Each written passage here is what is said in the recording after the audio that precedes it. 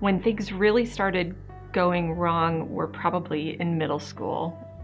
It was, she had a growth spurt, and could tell she just felt awkward as a teenager and didn't really know where she fit in.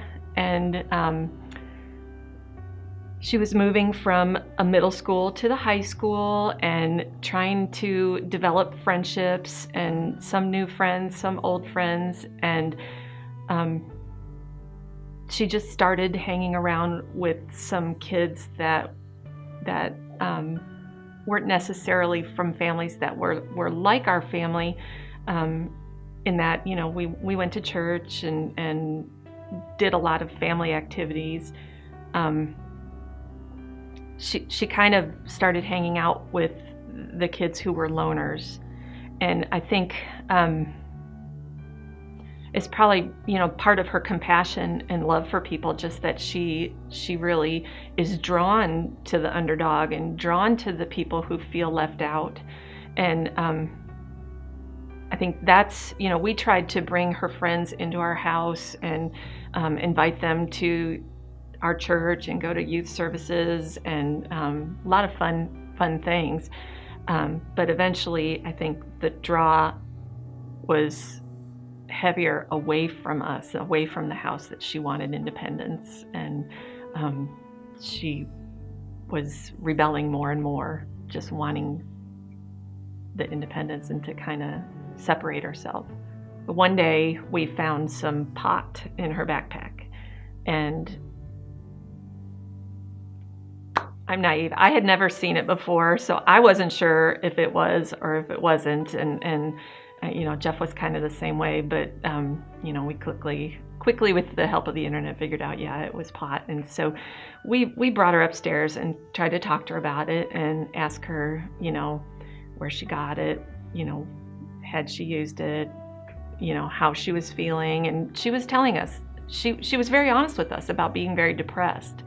And at that point in time, we talked to her about her depression and if she needed some more help. And we had asked her the tough questions, if she had ever considered taking her own life. And she said yes. And so it was a Saturday morning.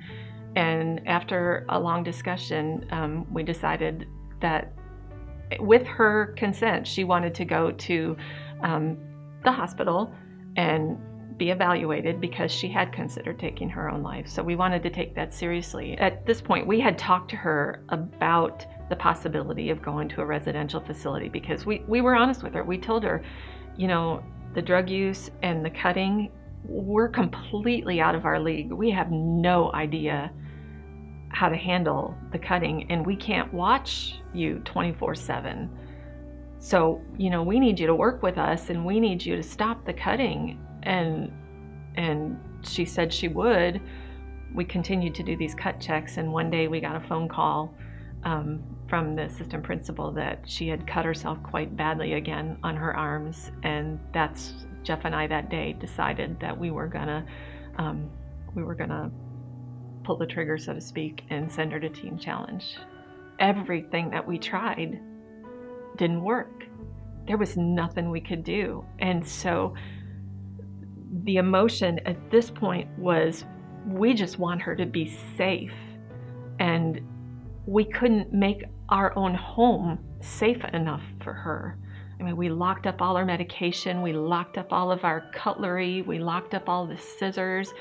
I would go through her room and I would find X-Acto knives, and we'd get rid of them, and we'd go through again, we'd find new ones. So it was just excruciating and frustrating to know that we can't make our home safe for our child. She graduated from Teen Challenge. She completed the program. She stayed an extra month because she had a little extra work to do. So it was a 15-month program. She was there 16 months, but she completed and she was doing great. And she was registered to go to Wichita State that fall, and she started at Wichita State. She got a job on campus. She rushed a sorority, started making some friends, and was doing really well.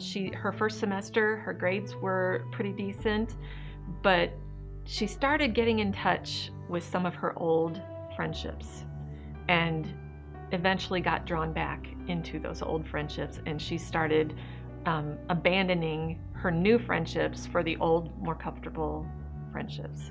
She was smoking pot and I'm sure other things as well. Things weren't going well for her. She lost her job. She started skipping classes, and at the end of the semester she had failed most of her classes, and it did not go well. She decided to do that, and she went back up to Kansas City and had a really hard time transitioning back into the system, and she left Teen Challenge. When we were going through all the issues after Teen Challenge, we knew something had been missing. We knew that there was some kind of transition piece between such a controlled environment to living life normally that we missed. And quite frankly, Teen Challenge missed helping us with. And that was sober living. And happened to be the week of Thanksgiving, and Samantha's couch surfing was wearing thin, and she asked if she could move home for just about a week to figure out what she was going to do next. So proud of how far she's come, and I'm not one bit ashamed of the path that we've been down with her. And that's the thing, I talk about it with anybody and everybody with her permission, because I want people to know that there is hope, and the path that God leads us down, it's the story that our child is going to have to share, that's going to make that's going to give other people hope. You know, I go back to the verse in John where it says, neither this man nor his parents sinned, but this has happened to show the work of God in his life. I know this has happened to show the work of God in Samantha's life. And through this, she's going to be able to help other people. And Jeff and I and the rest of our extended family who've all been through this with us are all going to be able to help other people who might be experiencing some of the same things that we've experienced. Meeting other people who were either going through it with their own child or had gone through it with their own child, networking with other parents made all the difference in the world. But what was so hard was finding those people. And, since then, me and a couple other moms that I met in Wichita have started a support group in the Wichita area for parents who are going through addiction issues with their child. Their child's addiction is not their fault. My name is Carol, and I'm a hope dealer.